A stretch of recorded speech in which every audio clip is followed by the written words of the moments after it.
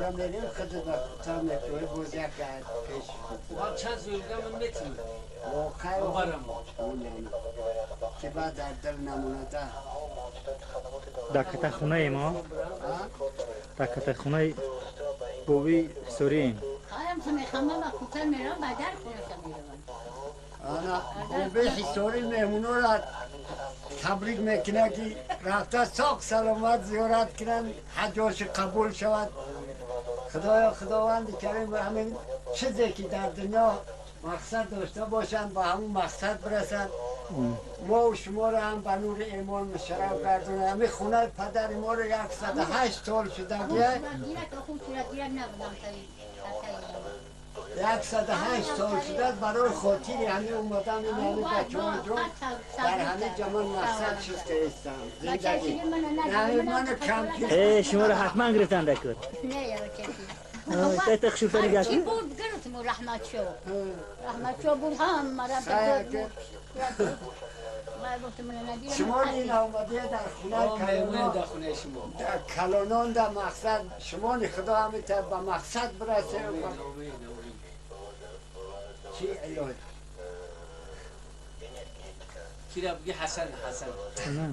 ایست بیا حسن سر حسن در روشنی بیست ای باری من بیا باری من حسن ای نیست بیا ببین کنم من دکتر میشه یکی با میوم میشوری بیا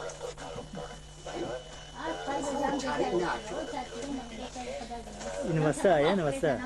نباسم ای همه حسن جان مو این خطی موی آو گوش کمدن در همچه خدمت تیز از قطعی میره و گواره میبنده اسب بچه کی مزوریه کی نظری شو اونو آکه حاضری هم چیزی هستن که هیچ نمیتونن او بچه خودش در ملکوی اگه کنت محمد مصطفی صلی اللہ علیہ وسلم حضرت برخی عبدال ولی ارواحای شما در پشت قنات باشن ساق سلامت رفته زیارتا قبول شود و مراد مقصد برسه الله اکبر همین روز دیگر شفتين قليلي كالبصر خاسئا وهو حسير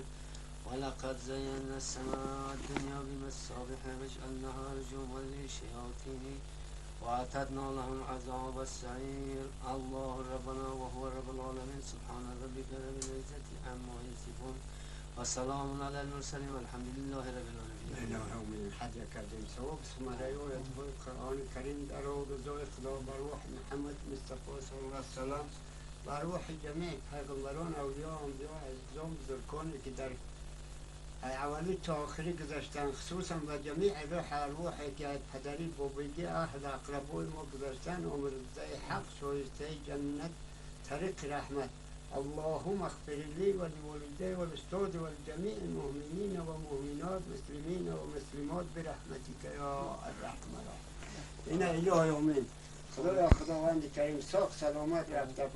حج قبول شود و مراد مقصد برسه در